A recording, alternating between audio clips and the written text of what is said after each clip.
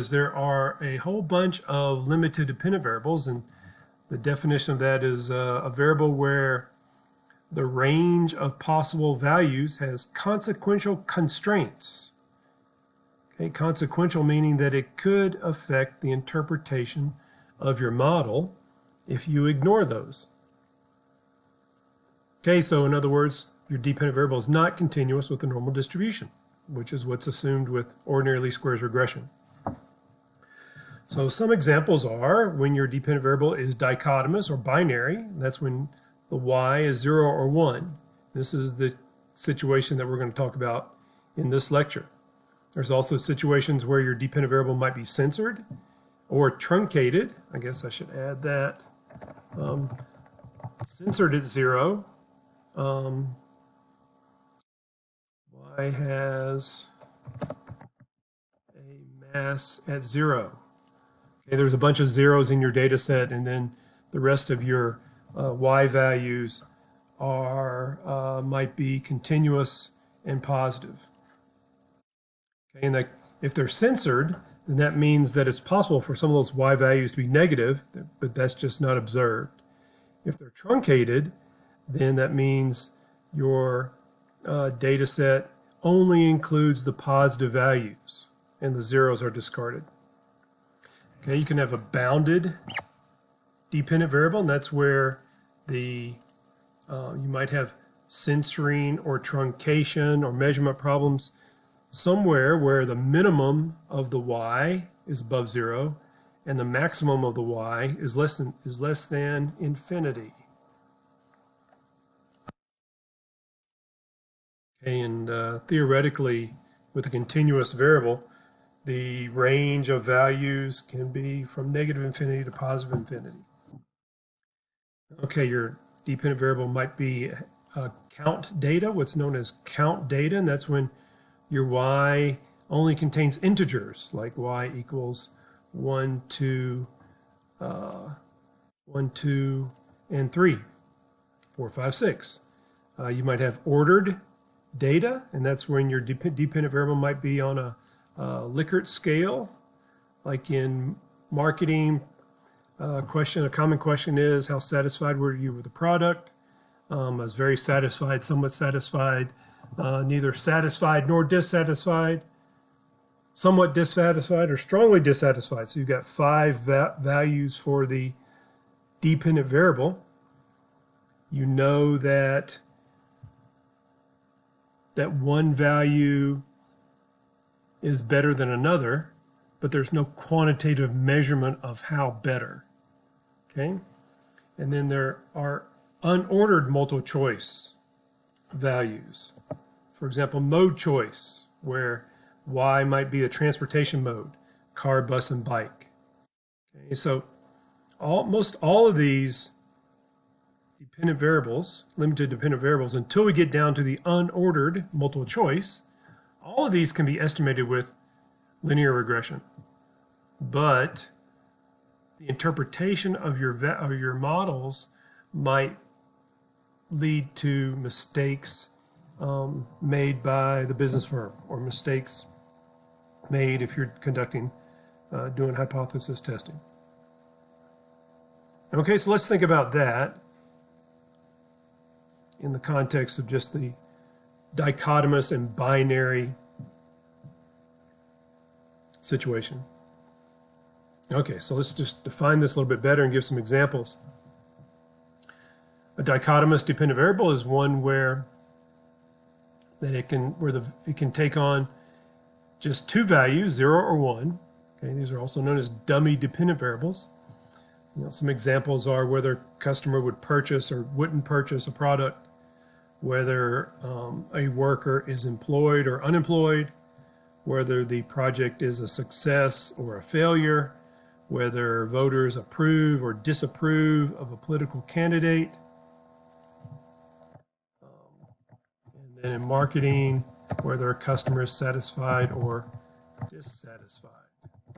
Okay, so whatever the definition of that value,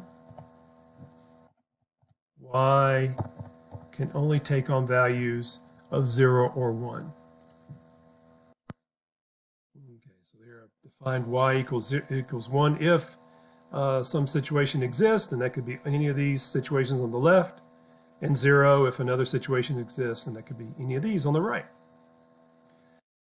Okay, so let's say you have data like that, and you want to estimate a regression. You want to estimate the determinants of whether y is equal to 1 or 0, and you don't have advanced statistical software. You've never heard of logistic regression, or also, I should also mention there's probit regression that will do the same thing, and there's just some technical differences between probit and the shortcut for logistic regression is logit. Okay, so just assume that you don't have a lot of resources at hand, and so you could estimate this model with ordinary least squares, and that's called the linear probability model. So this is just OLS regression analysis applied to a dichotomous dependent variable. And so the estimated model would look just like estimated models in chapters 12 and 13. Here I've just got a simple regression with one independent variable x, so y equals a plus bx, where a and b are estimated parameters.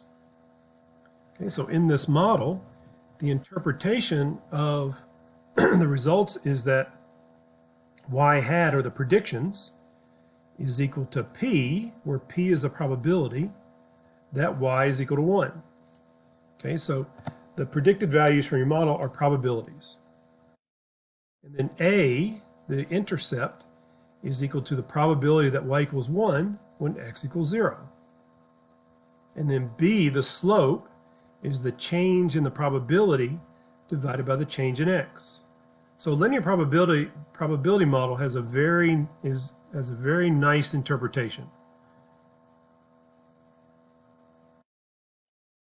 Okay, the problems with using a linear probability model, and there's two that can be a problem.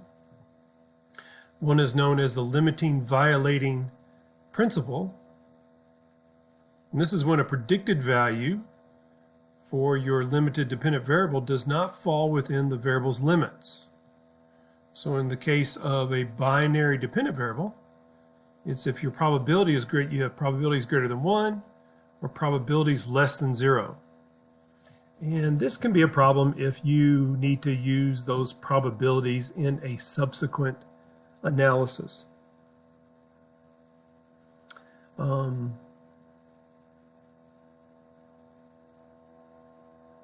This can also be a problem if the probabilities are predicted values are very high above 1,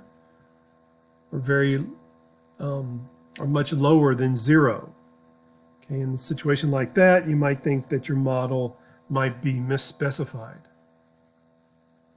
Okay, but really, otherwise, if you're not going to use those probabilities, or if even values above 1 or close to 1, it's not that big a deal.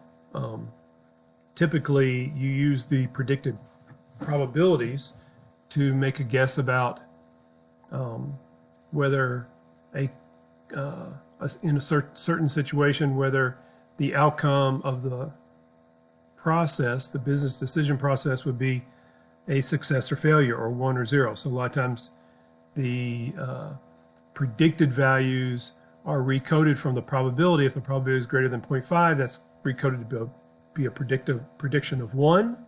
And if the probability is less than 0.5, then that's a prediction of 0. So it really doesn't matter if the predicted probability is 1.1, you would still be predicting that customer would buy the product, or that borrower at the bank is likely to default on their loan. Okay, and there's also the potential for heteroscedasticity, and let's just try to remind ourselves what that is. It's when the error terms are non-constant, and that's when so as a dependent variable increases, the error terms might increase, and the potential problem statistical problem is that the estimated standard errors might be too low, which means that your t-statistic is too high and you're going to have statistical inference problems. That might lead to a situation where you are concluding that a variable is statistically significant when in fact it isn't. Okay, so the reason why there might be heteroscedasticity in a linear probability model is that as the predicted y value moves away from a probability of 0.5, the variance of the error terms will decrease. And that's because the actual y values are 0 and 1. Okay, so as y hat goes from 0.5 to close to 1, the error terms get smaller, and so the variance of the error terms gets smaller. If you, I've forgotten why, you can go back and review when we talked about proportions data. Okay, and the same thing as y hat moves from 0.5 down to 0. The predicted value is closer to the actual value, and the variance errors will decrease.